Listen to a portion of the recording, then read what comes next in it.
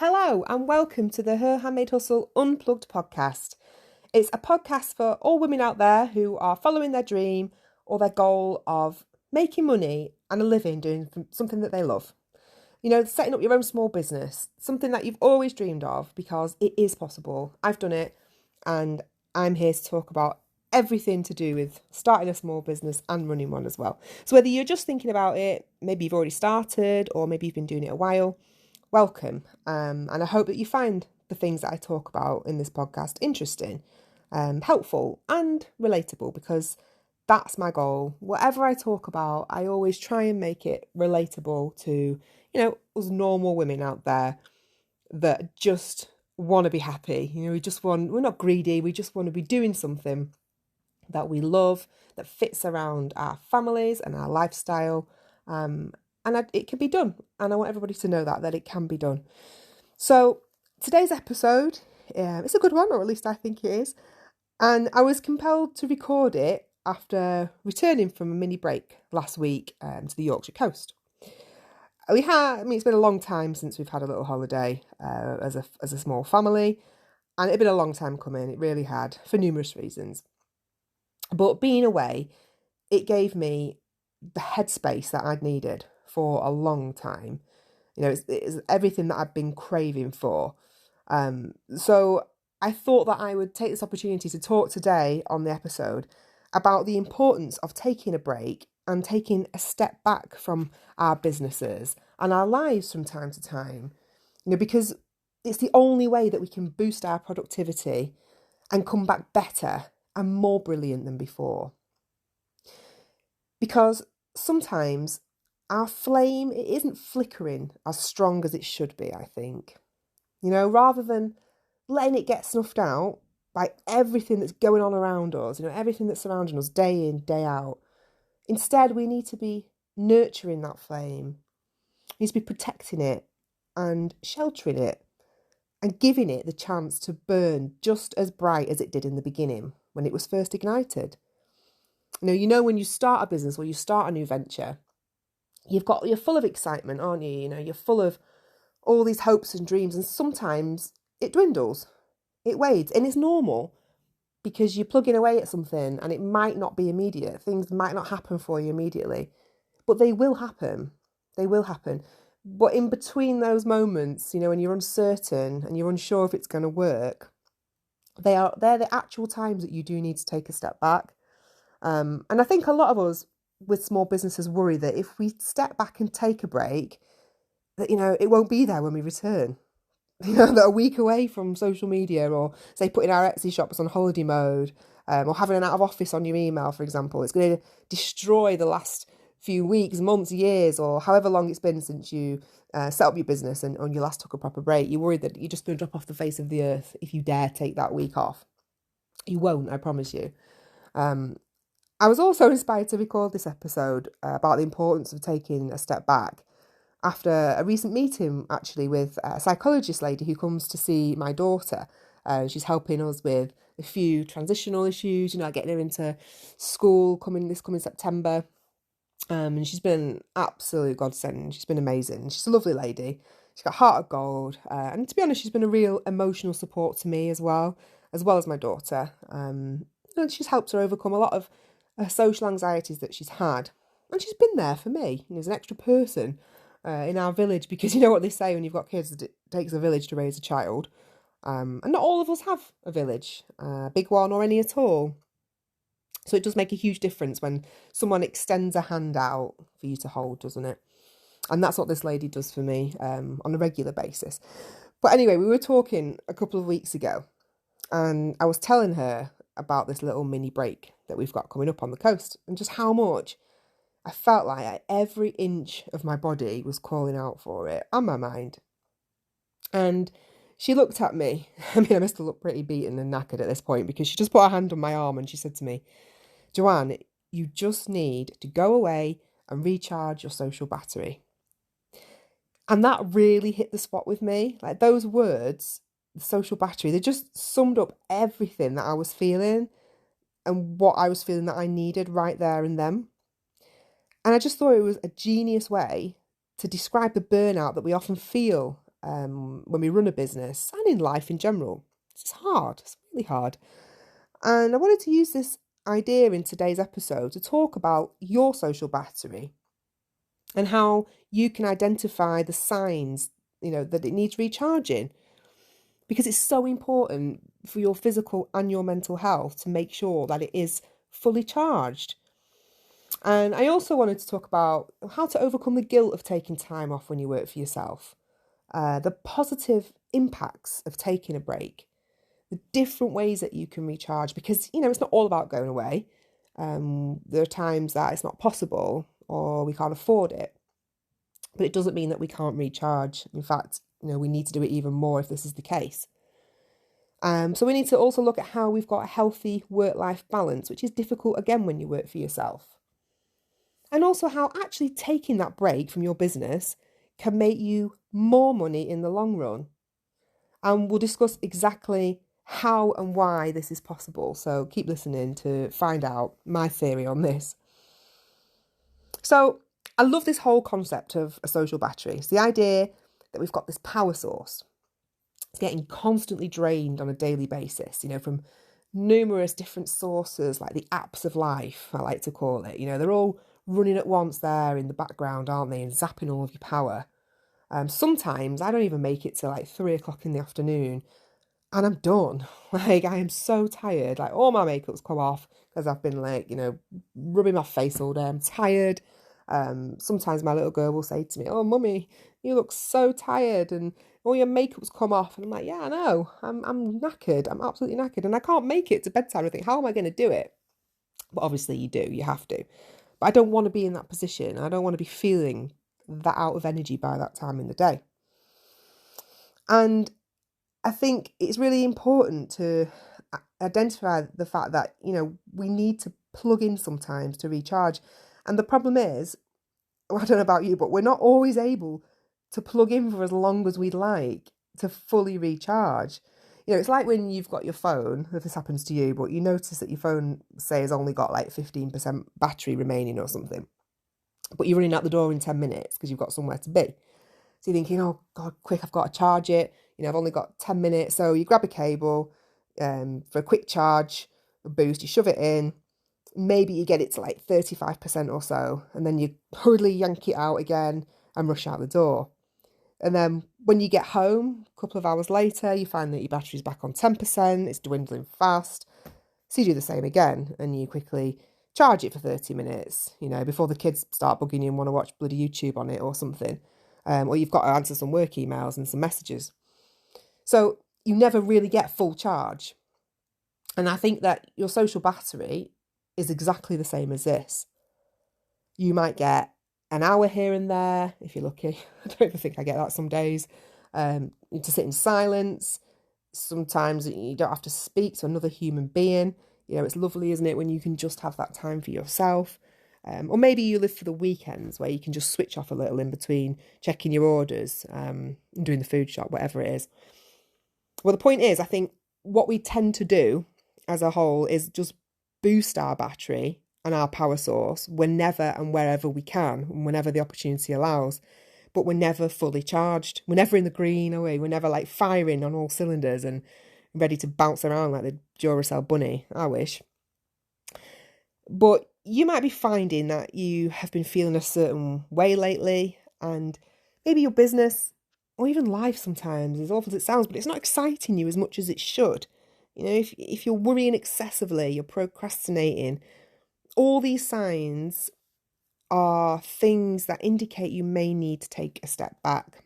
And I'm going to talk more about common signs to look out for, which may indicate that your social battery needs recharging. So you might want to grab a pen and paper and get ready to write them down. Just see how many actually you can identify with, because you might be surprised. Because we just keep going, don't we? We just have to keep going because there's so much going on in our lives and we don't stop to actually look after ourselves. And it's so easy to burn out when you're self-employed. You're running the whole show. And sometimes you're running more than one show, especially if you have another job, you work alongside running your business as well. Maybe you're a carer or you have other people relying on you. It's hard. It's hard work to keep all those plates spinning. And I know how hard it is to step away, trust me. I've been feeling like this for a long time, since I started my businesses many, many years ago. And we often feel guilty about it. So I also want to touch on what you can actually do to prepare for some time off if you're self-employed, just so you can enjoy it guilt-free. Because when you come back to it and you're fully recharged and you've not had like a half-assed 10-minute quick Facebook scroll, or you're hanging the washing out, prepping tea, that does not count as a legitimate break. That is not, they are not activities that will recharge your social battery. Sitting down for 10 minutes and scrolling Facebook does not count. Okay, say nor does prepping tea, hanging the washing out. I'm guilty of it. I always think, I've had a break. I've hung the bedding out this morning. Well, it's not a break, is it? It's something that has to be done. But if we can actually find something that fully recharges us, we will actually feel so much more ready and able and clearer about what it is we want to achieve and what we're doing and where we want to be. So I'm also going to be sharing a few tales with you from my trip last week, which is going to either make you laugh or cry. I don't know, depending on how emotionally vulnerable you're feeling. But I think being away and going through certain things really made me realise what I need to be doing more of and less of equally to avoid these fast charges of my social battery. Instead make sure that I'm getting a full charge of energy that will keep me going without any other need to keep plugging in. Because more than anything, it's annoying, isn't it? So as entrepreneurs, like I said, it's crucial for us to take breaks to recharge. And especially us creative people. Our brains work very differently, I think, and we can get overloaded quite quickly. And I don't know about you, but I often suffer from creative block. And I just go blank. It's a bit like writer's block. So I don't sometimes know what I'm trying to do or how to do it. And I think, why? What is wrong with me? I cannot get my head around something. And maybe I want to develop a new product and I sort of know what I want to do, but I can't get my ideas out. Or maybe I have no clue whatsoever on what I want to do. And it's so frustrating. It's like some kind of creative limbo or something, or like a Bermuda Triangle that you just can't get out of. And you can just feel your sense of self totally disappearing. And I think the constant engagement and interactions with people, both online and in the real world, it just drains your energy and your creativity. It's like one thing that I couldn't wait to get away from last week was the bloody school run, right? I mean, for the parents out there that obviously do school runs or have ever done them, what it's like. Every day you see the same faces at the same time doing the same thing every damn day, right? And I just wanted to not see them just for a few days. I wanted to be missing, where they say to themselves, oh, we're not seeing that redhead this morning with a daughter on a scooter. That little girl is usually wearing her winter woolies in the height of summer and with the bare legs out and sandals in the winter, because that's my child. She's that one. And I wanted to make them wonder where we were. Sometimes it just annoys me for absolutely no rhyme or reason that the same lady and the same dog turn the corner of our street the second we step out the front door. I'm just like, oh God, there's just no change. Every morning's the same. It's like Groundhog Day. I was fed up with it. And actually, irritability is a really common sign of burnout or social exhaustion. And I know that that's one of my main signs and the alarm bells that go off to alert me that my social battery needs recharging. I know that is a huge one for me. I get really tetchy, everything starts to bug me. And I know at that point I need to take a step back and do something for me. Other common signs that you might be able to relate to, here you might want to grab your pen and paper here, are lack of inspiration. When you feel that creative block, you don't know, like I said before, what you want to do or how you're going to do it. You just don't feel particularly inspired. Decreased productivity. Maybe it's taking you 10 times longer than it normally would to do something, or maybe you just don't even want to do it in the first place. That's pretty common as well. You just can't get motivated enough to do it. Feeling overwhelmed, like it's just all a bit too much and you can't cope. And that can go, again, for in business and in life. There's too much going on all the time. Maybe you procrastinate a bit You're putting off making decisions, or you're talking yourself out of them completely. These are all common signs of burnout and exhaustion. And if you're experiencing any of them to like a noticeable degree, it really might be worth considering planning some time out. So before you shout at the old lady passing, walking a dog at the exact same time you step out the front door every day. I didn't shout at her, by the way. But I did once shout at a man in a bakery, right, who pushed in and he stole the last egg custard, right, that I was going to buy for my mum, who was going through chemo at the time. And I was very angry, to be fair, it was probably a bit out of line. But I've never forgotten that. And he probably hasn't either, to be fair, if he's still alive. He was quite elderly, which made me feel even worse. But it was a bad day. My battery was almost dead by that point. But, maybe you can identify with one or all of the emotions that I've just talked about. And you can decide whether or not you need to take a step back too. But, how do we do it if we can't afford a breakaway and we can't afford to disappear for a few days? That might be something that's not possible for you right now. It wasn't possible for me for the last 2 years. And I've struggled. So instead, you need to find a way that fully recharges you. So I was talking about stopping these constant quick plug-ins. And it's got to be with a view to it creating a positive impact on your well-being and your work. I know I try to do short daily breaks if I can. Honestly, they don't work very well for me. So I really have tried going for a walk in the day.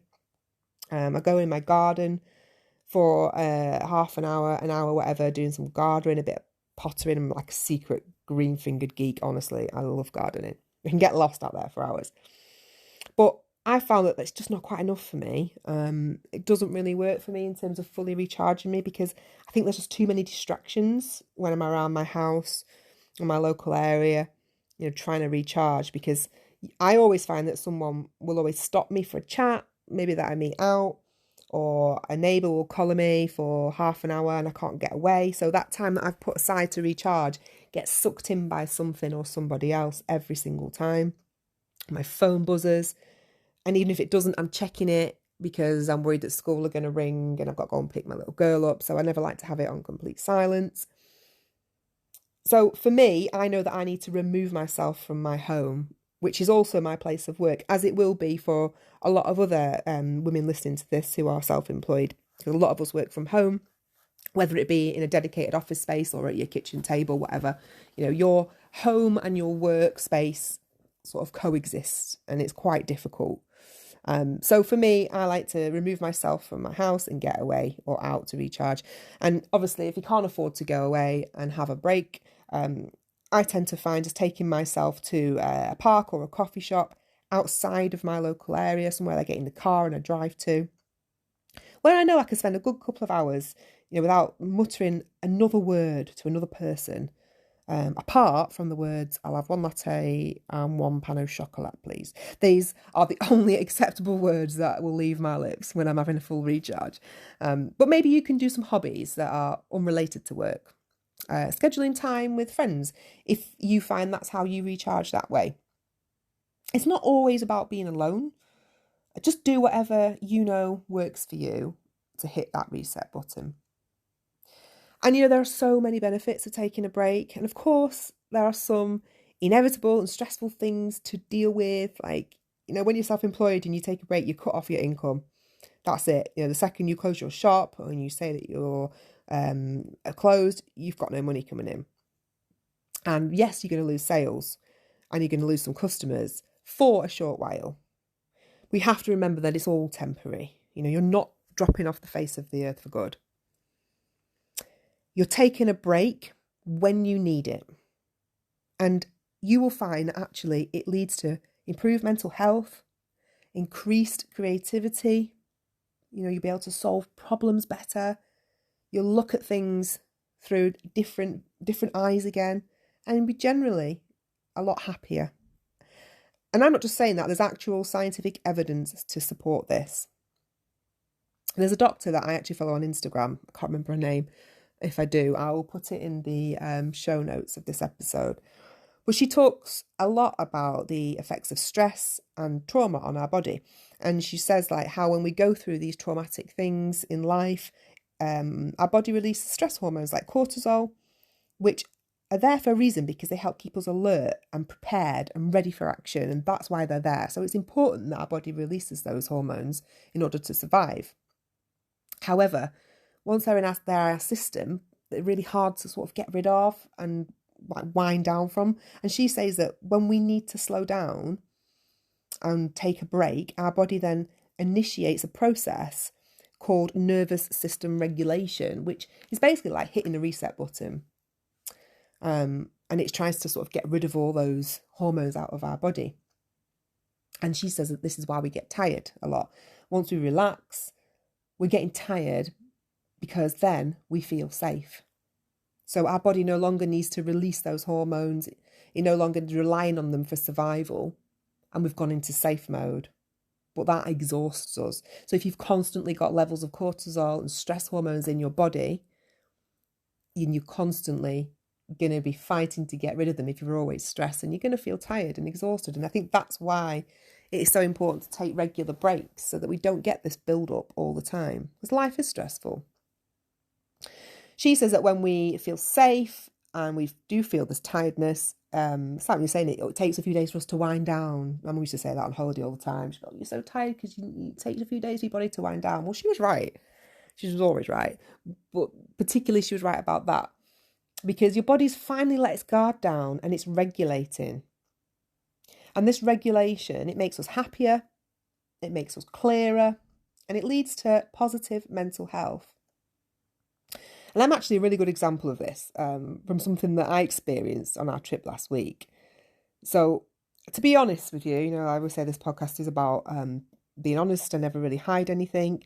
But I'd forgotten what it felt like to be excited and happy and calm about something, because honestly our family have had so much shit thrown at us over the past few years, and I was becoming worried that I wasn't capable of feeling these emotions anymore. That they become so deeply buried by this huge pile of crap that has landed on our doorstep that I was worried that I would never experience them again. I couldn't see a way to feel like that again. And, as a family, we do defy the odds. They're never the good odds, always the bad ones. And I know that my sister won't mind me talking about this, but a lot of you may know who know us. We have recently gone through an operation to reduce our risk of breast cancer, as we have a dodgy gene, we like to call it. So we've undertook a huge surgery to have our breasts removed and reconstructed using tissue from our other body parts. And we did it obviously to protect ourselves in the future. And we lost our mum from breast cancer, and everything it's just been to do with that. And we just wanted it out of our lives. So we took that decision. Myself was 3 months ago, my sister's was last year, so that we didn't have to think about it again. But then the unthinkable happened. And a couple of weeks before my surgery in March, we found out that my sister has got breast cancer. And after going through this huge surgery, she had double mastectomy, a reconstruction from her thighs and her legs. The cancer started in her armpit. And it is almost unheard of. Even the consultant said to her, and after 35 years of practicing, has never known it. I think it's something like 1%. It happens to 1% of people. It's ridiculously unlucky. And it has shook our confidence like you wouldn't believe. Just when we were thought that we were rid of this absolute nightmare, we're reliving it again. And honestly, it's been a lot. And I know that Emma, my sister, she listens to my podcast. Bless her. Thank you, Em. And she listens when she's having a chemo. And I know that she's not going to mind me talking about this, because we actually just had a conversation before I recorded this episode about how important it is to raise awareness that this can still happen. And, you must always be vigilant with your body. You really must. I mean, obviously I'm digressing a little bit here, but it's important. It's important that women, especially if you're listening to this, check your breasts, please. Check everywhere, armpits, just please keep on top of your body, because you just don't know. And Emma, she's my hero, and I know she's listening. So I love you. I'm so proud of you, and I'll be there soon to see you. So, as I said, I know I digressed a little bit there, but it's relevant, and it illustrates that even in such dark times, the break that I had last week, it helped me. It helped me to feel those emotions again that I thought had gone for good. I actually felt happy. I felt calm when I was there. And I felt them. I think it was on the second night, my body was winding down. And I was sat in our outdoor area. My daughter was in bed and I was alone. And it was just still. And the area that we were staying in, there's something called a dark sky reserve. I'd never heard of it before. But it's places that are all over the UK where they keep light pollution really low, so that you can do stargazing, and you can even see the Milky Way, apparently. We had quite a lot of clouds, so I didn't manage to see that. But again, admittedly, a bit of a geek, when it comes to astronomy, I don't know, I'm just drawn to like space and planets and stars. I love it. I love the idea of there being like another galaxy out there. Anyway, excuse me, it was so utterly peaceful and calm. And I could literally feel my social battery going up. And I felt so alive. And I remember texting my sister and saying that too. I said, I feel alive here. Like, I could feel those feelings again. I was excited about our barbecue the next day. Somehow we had sunshine, like when it seems like the rest of the UK last week was underwater. So we were lucky. Surprisingly, we were lucky. But I was excited. I was excited to go on adventures. We went fossil hunting, which was so cool, on like a secluded beach. Honestly, I had never felt so free, not for a really long time. Every little thing we did, like, boosted my battery day by day, and even hour by hour. Every little coffee and cake and paddle in the sea and like breath of fresh air and blow from the wind, because bloody hell, it's windy on the Yorkshire coast, isn't it? Really windy. Everything that we did boosted my battery. And I instantly just felt happier. And I got on the balcony the last night. I got my notepad out and I made a plan. I made a plan for my businesses and my future.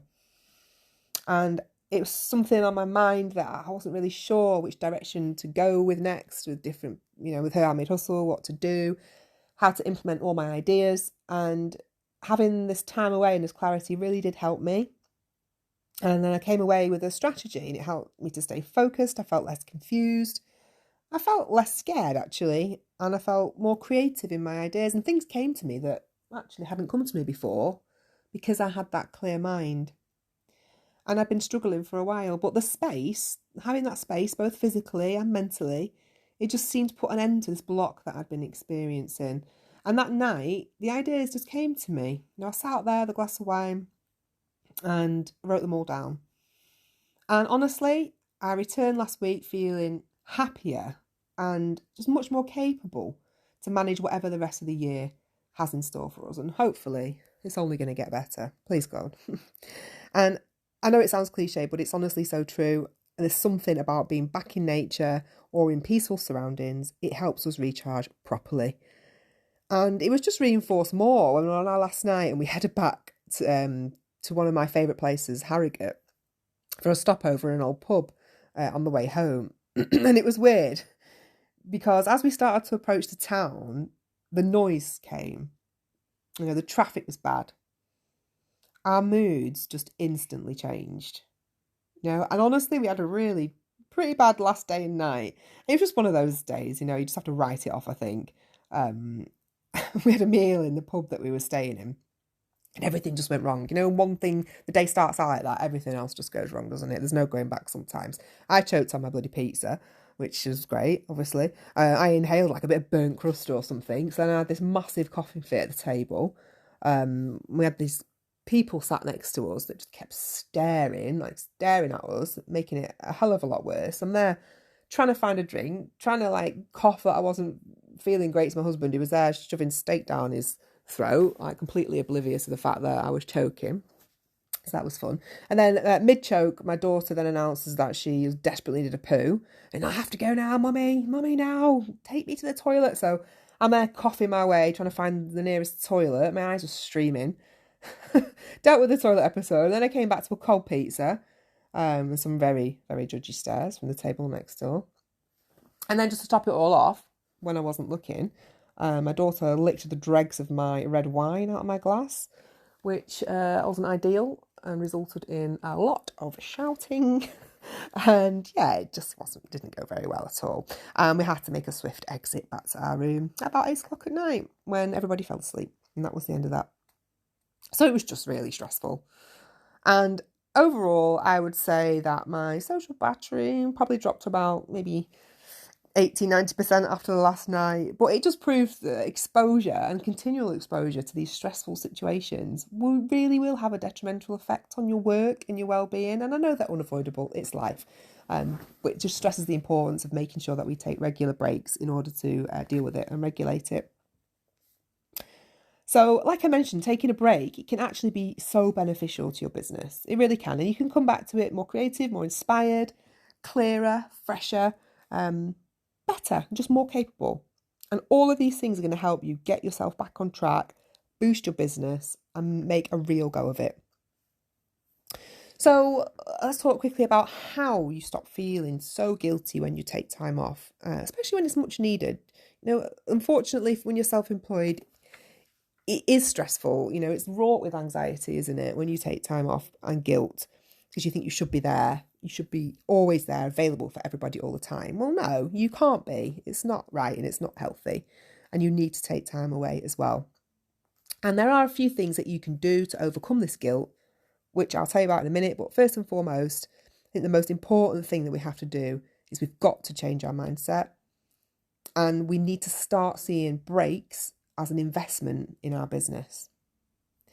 A refreshed mind, a fresh mind and body, it leads to better work output. So changing our mindset, stop seeing it as something you should feel bad about, and instead seeing it as an investment will help us massively in feeling less guilty.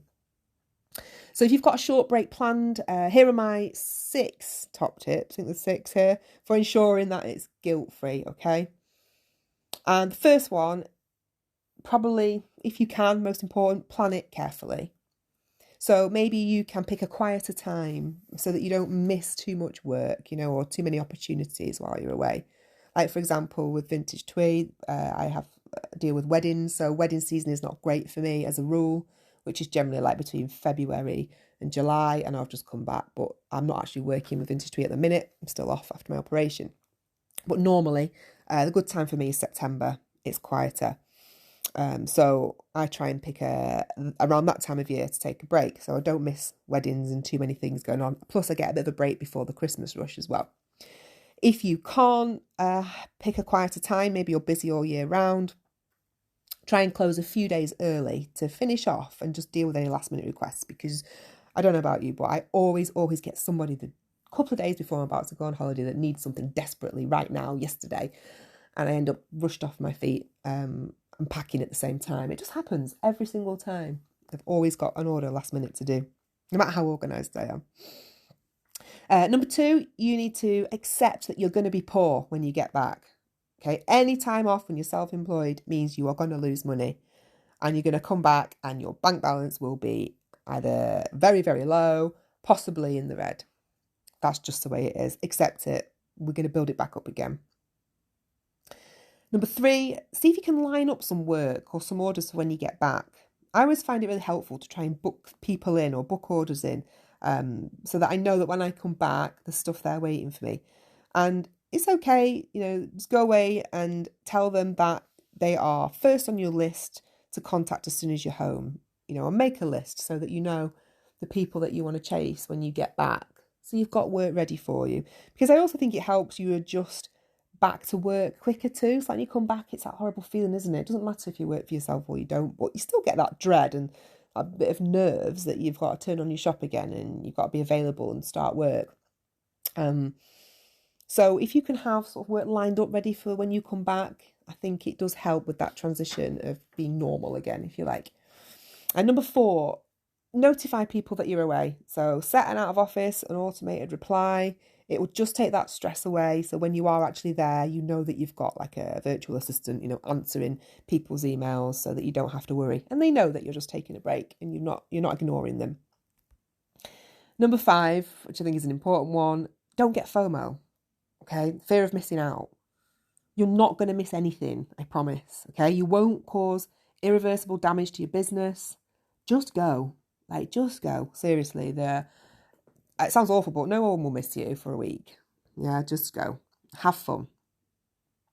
And number 6, I think you have to forgive yourself if you have to do a little bit of work while you're away.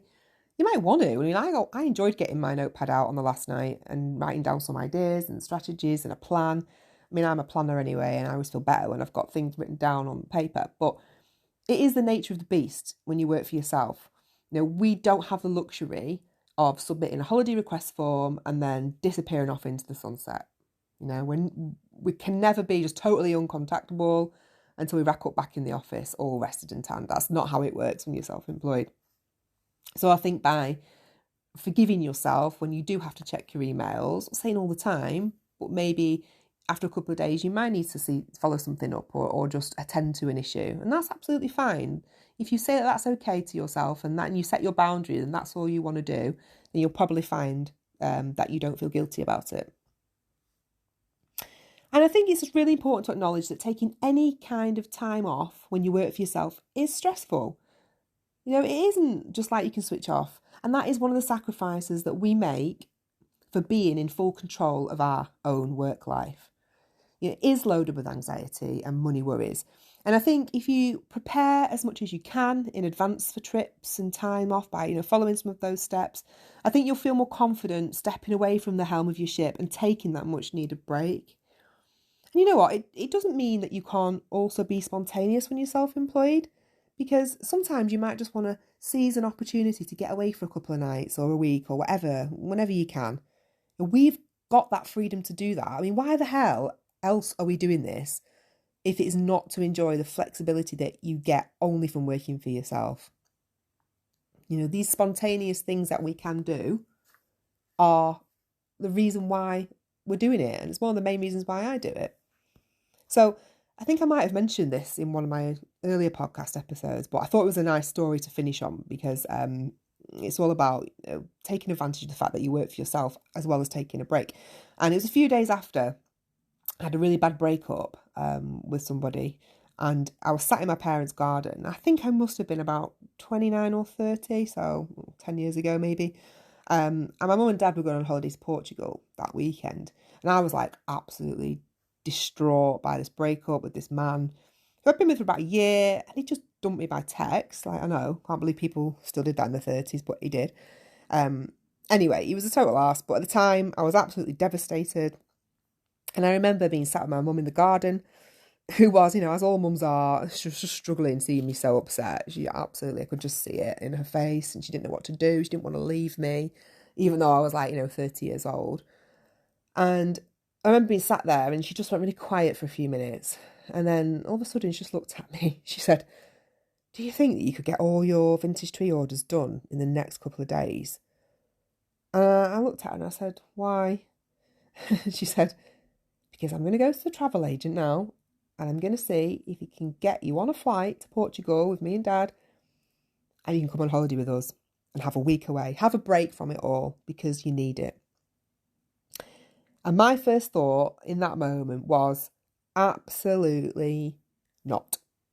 I was like, there is no way, Mum, that I can just down my tools and go, because this was when I just joined Not on the High Street, and we were getting about, maybe 80 orders a week.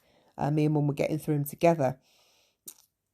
But then I thought about it, and I just thought, oh my God, like, I've got a chance here. I've got an opportunity to get out, get a bit of sun, recharge, have a break. I've been working really hard. I'd had this awful breakup. And I thought, why the hell not? Like, I could do it. I didn't have to ask anybody.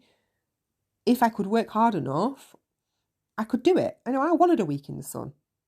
I wanted to rest and recharge. I wanted to nurse my broken heart. So I said yes. I said, okay, let's do it. And I went straight home and I worked solidly for the next, I think it was 2 or 3 days, whatever. Got everything made, got everything shipped out. I closed my shops online, my Etsy shop, my Not on the High Street shop, my website. I packed my suitcase and I was gone. And actually, it was really liberating. It was so nice to just close up and go and disappear on an aeroplane for a week. And honestly, I am so glad that I did it, because it was actually the last holiday that I ever had with my mum. And it is still one of the kindest things that anyone has ever done for me to this very day. And I'm so glad that I went and I took that opportunity when it was presented to me. So yeah, that's it for today. Talking about taking a break. I hope you've enjoyed it. And maybe you can save this episode and you could listen to it again before any trips that you've got planned. You know, the summer's coming up, maybe you've got some time off booked, and it'll just help you manage any worries that you might be experiencing before you go and you leave your ship for a short while. Next week, we are talking, we're getting a bit more back down to business. We're going to be talking about SEO for small businesses, SEO being search engine optimization. And we are going to be looking at basically how to get your business found on Google using keywords. And actually, I'm going to be sharing with you an experience from something that I did a few weeks ago before I went away. I did a little experiment, which I'll be telling you about in the next episode. But honestly, my website went from not being found on Google at all for 8 months to being on page 1 in just 4 weeks. I'm going to talk about exactly how I did it next week, so make sure you're listening for that, as well as letting you know about an opportunity and a brand new service about how I can also help you do the same for your business and your website. So thank you so much for listening. I hope you've enjoyed it, and I will be back again next week for more business talk. Like I say, a bit more serious next week, talking SEO. So please do come back, and it's been lovely talking today, and have a brilliant day, whatever you're doing. Take care. Bye-bye.